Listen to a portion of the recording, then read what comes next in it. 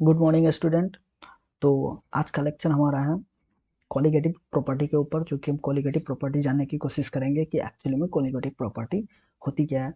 तो colligative property ये एक पार्ट है सॉल्यूशन चैप्टर का, जो कि हम आज इस लेक्चर में डिस्क्राइब करने वाले हैं कि कॉलिगेटिव प्रॉपर्टी बेसिकली होती क्या है।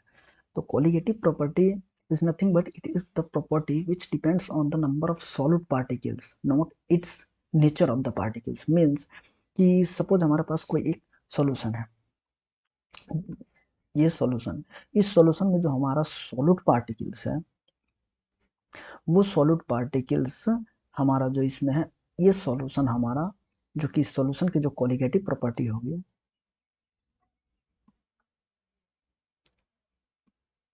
कॉलिगेटिव प्रॉपर्टी होगी इसकी, वो कॉलिगेटिव प्रॉपर्टी हमारा ये दिखाएगा कि इसमें जो हमारा नंबर ऑफ सॉलिड पार्टिकल्स है वो कितना प्रेजेंट है। इस चीज पे हमारी कॉलिगेटिव प्रॉपर्टी डिपेंड करती है, यानी कि हमारे जो सॉल्यूट है इसके नंबर पे डिपेंड करती है, ना कि इसके नेचर पे डिपेंड करती है।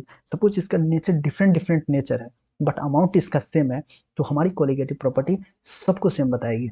इसमें हमें कोई ऐसा नहीं है कि इसके नेचर पे डिपेंड करेगी कि इसमें NaCl है, CaCl है, या डिफरेंट डिफरेंट चीज़ें हैं, तो उसके नेचर पे डिपेंड नहीं करेगी, उसकी हाँ नंबर पे डिपेंड करेगी कि हमारा सॉल्यूट कितना नंबर ऑफ सॉल्यूट इसमें प्रेजेंट है।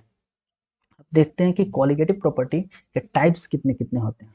तो there are 4 types of the colligative property, जिसमें कि फर्स्ट हमारा टाइप्स होता है relative lowering of vapour pressure, second types होता है elevation in boiling point, third types होता है डिप्रेशन इन फ्रीजिंग पॉइंट, और फोर्थ होता है ऑस्मोटिक प्रेशर। तो एक एक करके हम चारों को एक्सप्लेन करेंगे। तो इसमें हम देखेंगे कि ये तीन जो होते हैं हमारे, ये तीनों एक दूसरे से इंटरलिंक होते हैं, यानी कि relative lowering of vapour pressure, depression in freezing point और एलिवेशन इन बॉइलिंग पॉइंट, ये तीनों एक दूसरे से इंटरलिंक होते हैं। तो इन तीनों को एक साथ हम पढ़ेंगे, और फिर लास्ट में हम लोग ऑस्मोटिक प्रेशर को पढ़ेंगे, जो कि इससे थोड़ी डिफरेंट होती है, तो इसको हम लोग लास्ट में पढ़ेंगे।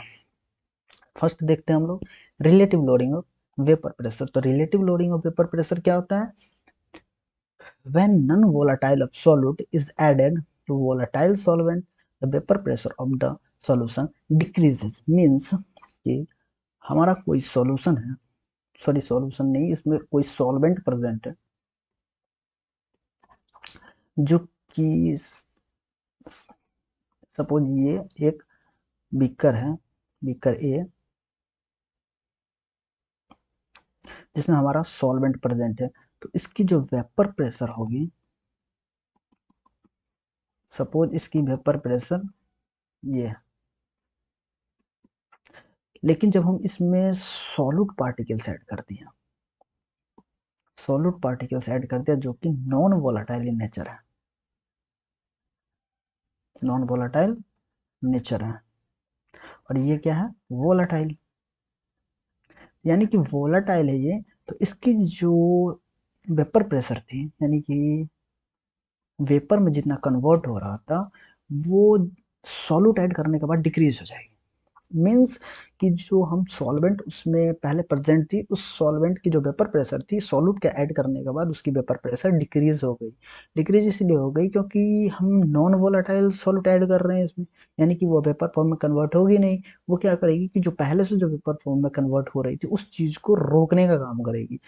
जो सॉल्वेंट हमारा पहले से प्रेजेंट था, उस सॉल्वेंट का जो वेपर था उसको वो रोकने का काम करेगी। जैसे कि हम इस फिगर से भी देख सकते हैं कि इस फिगर में पहले सॉल्वेंट हमारा प्रेजेंट है, वो सॉल्वेंट हमारा क्या कर रहा है कि उसकी जो वेपर प्रेशर है सपोज इतनी है, लेकिन जब हमने इसमें कुछ सॉल्यूट ऐड कर दिया जो कि नॉन वोलाटाइल नेचर का है, वो क्या किया कि इसके वेपर को डिक्रीज कर दिया, यानी कि वेपर फॉर्म में जो कन्वर्ट हो रहा था उसको इसने डिक्रीज कर दिया।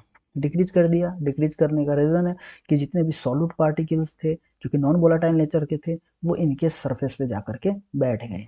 सरफेस पे जाकर बैठ गए मीन्स इसका जो वेपर में कन्वर्ट हो रहा था उसको इसने स्टॉप कर दिया, यानी कि वेपर में बनने से इसको रोक दिया, जिसकी वजह से कुछ ही हद तक सॉल्वेंट वेपर में कन्वर्ट हो पाई, और यहाँ पर ज़्यादा बन रही थी विदाउट सॉल्यूट। तो हम इस एग्जांपल से ये चीज़ समझ चुके हैं कि नॉन वोलेटाइल सॉल्यूट ऐड करने के बाद हमारे सॉल्यूशन की वेपर प्रेशर जो है वो डिक्रीज हो गई, यानी कि इस चीज़ों को हम इक्वेशन से समझने की कोशिश करते हैं, जो कि P T is equal to P S is equal to P A लिखा हुआ है, जो कि पी टी यहाँ टोटल वेपर प्रेशर है जो कि पी एस के इक्वल है, और पी एस जो है कि पी ए के इक्वल है, यानी कि इनिशियल प्रेशर के,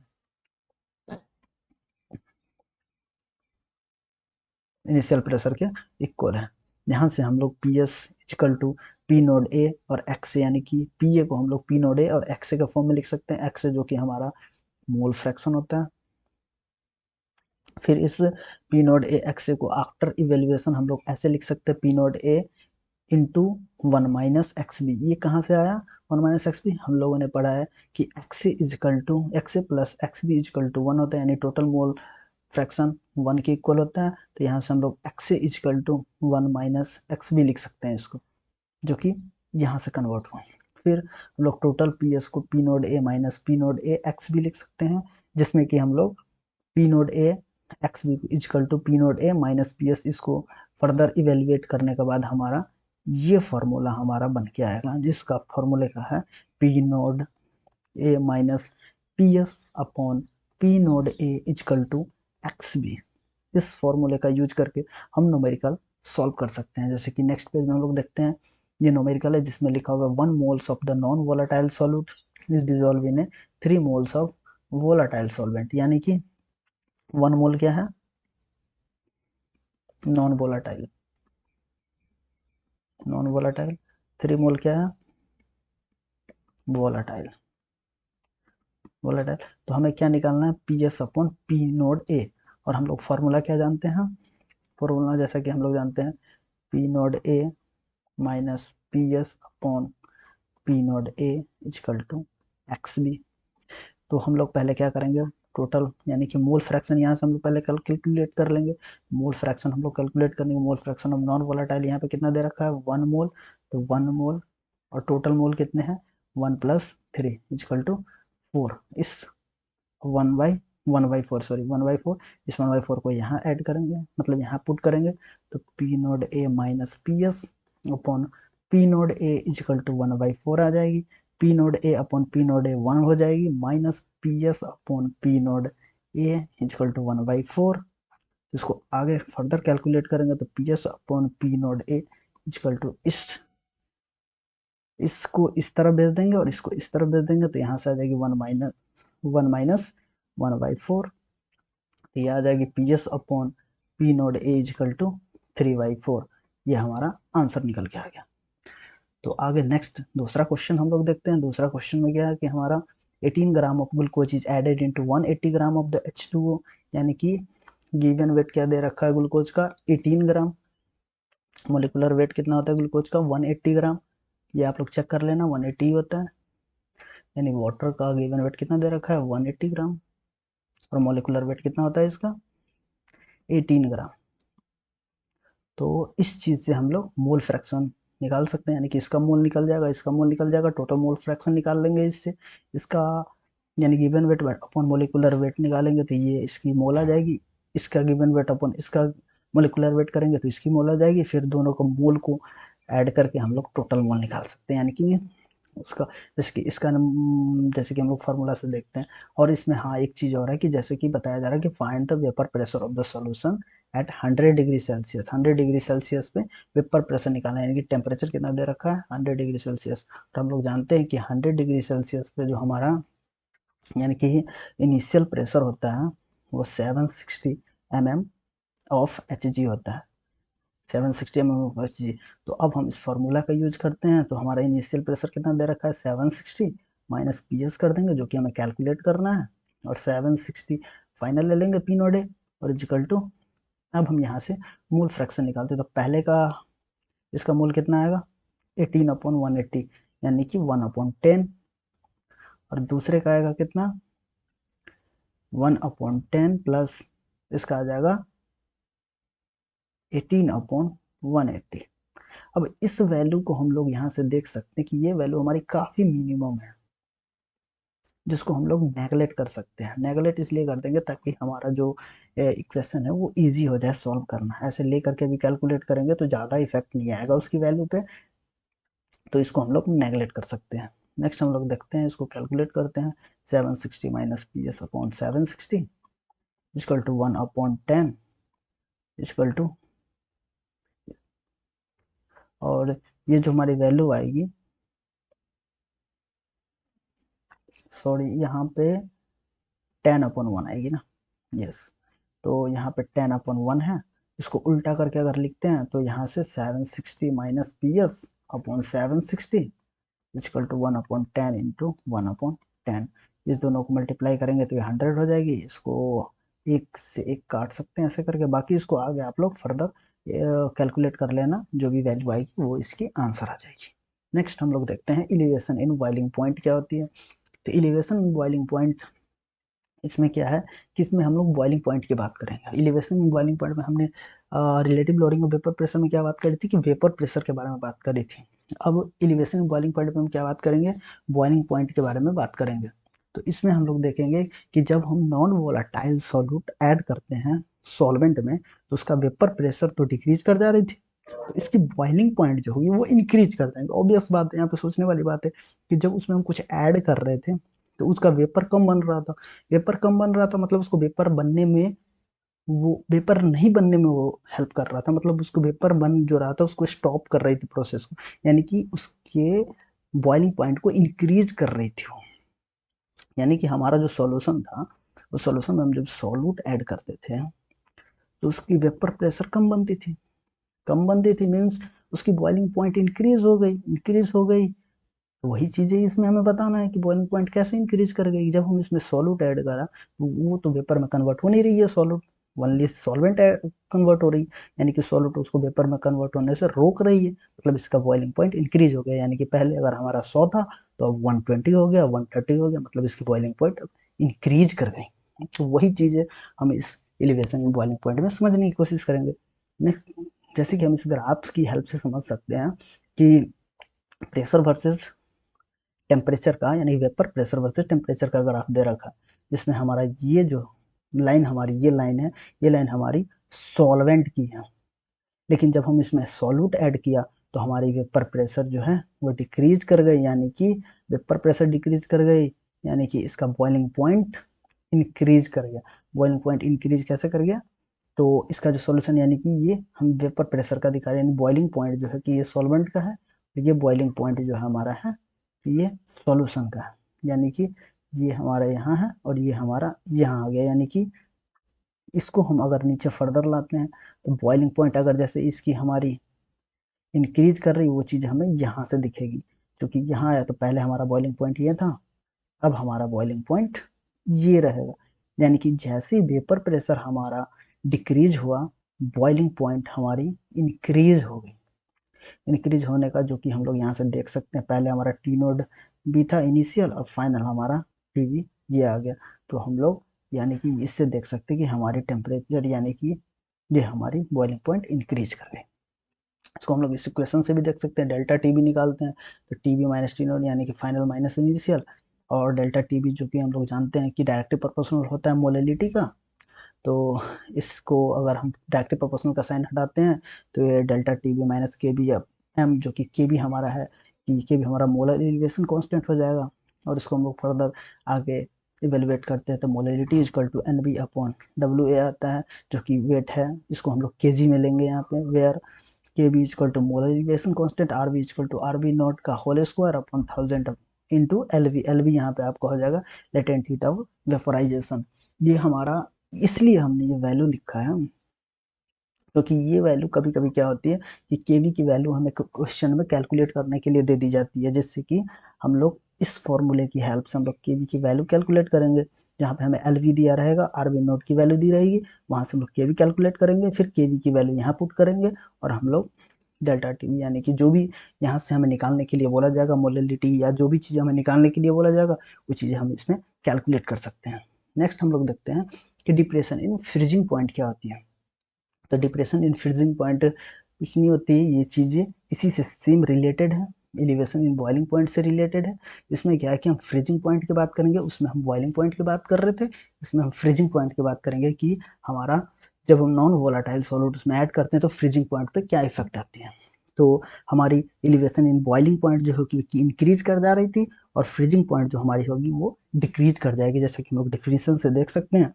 when non volatile solute is dissolved in a volatile solvent, then vapour pressure decreases, thus freezing point decrease, यानी वेपर प्रेशर तो डिक्रीज करेगी, इसके साथ साथ ये फ्रीजिंग पॉइंट भी डिक्रीज कर जाएगी। जैसा कि हम लोग यहाँ फॉर्मूला से देख सकते हैं, delta T F equal to T naught F minus T F. ये चीज़ें हम यहाँ से ग्राफ से रिलेट करने की कोशिश करते हैं। जैसे कि ग्राफ दे रखा है वेपर प्रेशर वर्सेस टेम्परेचर का, यहाँ पे ये हमारा जो लाइन शो कर रहा है ये हमारा लिक्विड सॉल्वेंट का कर रहा है, लेकिन जब हम इसमें सॉल्यूट ऐड कर रहे हैं, तो ये हमारा सॉल्यूशन का हो जाएगा, यानी कि ये सॉल्यूशन का पीक हमारा इससे आगे जो कि दिखाया गया है, जो कि हम इसे फर्दर आगे अगर बढ़ाते हैं तो वो हमारे यहाँ आकर के कट करता है, जिससे कि पहले फ्रीजिंग पॉइंट हमारी यहाँ थी, जो कि इसको हम नीचे लाते तो यहाँ आ जाएगा, जो कि हमारा इनिशियल टी एफ नोड था, टी नोड एफ सॉरी। और यहाँ से जब इसे हम आगे फर्दर अगर इसे हम बढ़ाते हैं तो इसका देखते हैं कि फ्रीजिंग पॉइंट इसका डिक्रीज कर गया है, यानी कि पहले जो फ्रीजिंग पॉइंट था उससे कम हो गया है, जो कि हम यहाँ से देख सकते हैं टी एफ माइनस, यानी फाइनल माइनस इनिशियल लिख देंगे।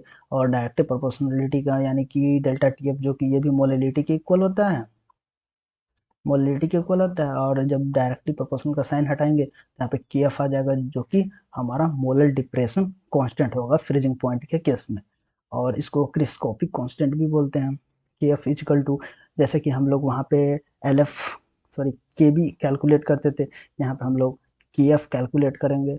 और सेम फॉर्मूला उसी टाइप का दिया हुआ है, जहाँ पे एल एफ आपको दिया रहेगा वहाँ पे एल वी दिया हुआ था, यहाँ पर हमने एल वी देखा था, यहाँ पर हम लोग एल एफ देख रहे हैं, जो कि एल एफ को हम लोग लेटेंट हीट ऑफ फ्यूजन बोलते हैं। और टी एफ नोड है जो कि freezing point of P F pure solvent का हमारा फ्रीजिंग पॉइंट, जो कि हमें क्वेश्चन में दिया रहेगा। अगर हमें के एफ कैलकुलेट करने के लिए बोला जाए तो हमें टी एफ नोड और एल एफ की वैल्यू दी रहेगी, जिससे हम के एफ निकाल लेंगे और के एफ को यहाँ पे पुट करेंगे तो डेल्टा टी एफ निकाल सकते हैं, एम निकाल सकते हैं, जो भी चीज़ें हमें क्वेश्चन में पूछा जाएगा वो चीज़ें हम वहाँ से कैलकुलेट कर सकते हैं।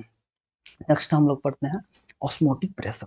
तो इसमें ऑस्मोटिक प्रेशर में हम लोग देखेंगे कि बेसिकली ऑस्मोटिक प्रेशर होती क्या है। तो ऑस्मोटिक प्रेशर को जानने के लिए हमें सबसे पहले जानना होगा कि ऑस्मोसिस क्या होती है, यानी ऑस्मोसिस पहले हमें जानना होगा, फिर हम ऑस्मोटिक प्रेशर को समझ पाएंगे कि ये चीज़ें होती क्या है। तो बेसिकली ऑस्मोसिस ये होती है कि जिसमें फ्लो देखते हैं हम लोग, सॉल्वेंट मोलिकुल्स का फ्लो देखते हैं from lower concentration to higher concentration via semi permeable membrane, यानी कि ये हमारी सेमी परमेएबल मेम्ब्रेन लगी हुई है, जिसमें हम लोग ये देखते हैं कि हमारा लोअर कंसंट्रेशन से हायर कंसंट्रेशन की तरफ सॉल्वेंट का फ्लो हो रहा है, यानी सॉल्वेंट हमारा लोअर कंसंट्रेशन से हायर कंसंट्रेशन की तरफ फ्लो कर रहा है। तो हम ये जो हमारा ऑस्मोसिस है ये हमारा सॉल्वेंट मॉलिक्यूल्स पे डिपेंड करता है, जो कि लोअर कंसंट्रेशन से हायर कंसंट्रेशन की तरफ मूव करता है। ये हम देखें जैसे कि अभी बराबर दिखाया गया है, आफ्टर ऑस्मोसिस क्या है, लोअर कंसंट्रेशन से हायर कंसंट्रेशन की तरफ मूव करी, जिससे कि हायर कंसंट्रेशन का जो हायर कंसंट्रेशन वो इंक्रीज कर गई और ये डिक्रीज कर गई, जो कि हम इससे इसको कंपेयर कर सकते हैं। तो इसका फ्लो लोअर कंसंट्रेशन से हायर कंसंट्रेशन की तरफ हुई, यानी कि इसमें क्या है कि सॉल्वेंट मॉलिक्यूल है जो लोअर कंसंट्रेशन से हायर कंसंट्रेशन की तरफ फ्लो कर रही है। इसमें नेक्स्ट हम लोग देखते हैं कि ऑस्मोटिक प्रेशर क्या होता है। तो ऑस्मोसिस में हमने क्या पढ़ा था कि लोअर कंसंट्रेशन से हायर कंसंट्रेशन की तरफ मूव कर रही सॉल्वेंट पार्टिकल्स, लेकिन ऑस्मोटिक प्रेशर में क्या है कि हम ये देखते हैं कि इसमें कितना प्रेशर हम इस पर अप्लाई करें, ये जो प्रोसेस है ये हमारा स्टॉप हो जाए, यानी कि रुक जाए, जो कि हमारा ये ऑस्मोसिस का प्रोसेस ना हो, यानी कि हम कितना प्रेशर इस पर अप्लाई करें कि ऑस्मोसिस ना हो, जिसकी वजह से ऑस्मोसिस का प्रोसेस मतलब प्रोसेस है वो रुक जाए। वो चीज़ हम ऑस्मोटिक में पढ़ते हैं। तो बेसिकली ऑस्मोटिक वही होता है जो वो मिनिमम प्रेशर जो अप्लाई हम करें, जिससे कि क्या है solution side to prevent osmosis, osmosis को रोक सके। और हम जानते हैं कि जो ऑस्मोटिक प्रेशर है उसको हम लोग पाई से डिनोट करते हैं, जो कि डायरेक्टिव प्रोपोर्शनल होता है कंसंट्रेशन का, और पाई डायरेक्टिव प्रोपोर्शनल टेम्परेचर का भी होता है। दोनों को अगर एक साथ लिखते हैं तो पाई डायरेक्टिव प्रोपोर्शनल सी के हो जाएगा, जो कि डायरेक्टिव प्रोपोर्शनल का अगर साइन हटाते हैं तो वह आर आ जाएगा, जो कि आर गैस कांस्टेंट है, और सी कांस्टेंट कंसंट्रेशन मोलैलिटी हो गई, टी टेम्परेचर हो गया, और इसकी यूनिट हो गई कंसंट्रेशन की मोल पर लीटर। इस फॉर्मूला को हम लोग ऑस्मोटिक प्रेशर में देखते हैं, इससे हम जो भी क्वेश्चन है इससे हम सॉल्व करने की कोशिश करेंगे। तो नेक्स्ट लेक्चर में हम लोग देखेंगे इससे रिलेटेड जो भी क्वेश्चन होगा। बाकी आज इस लेक्चर के लिए इतना ही, धन्यवाद, थैंक यू।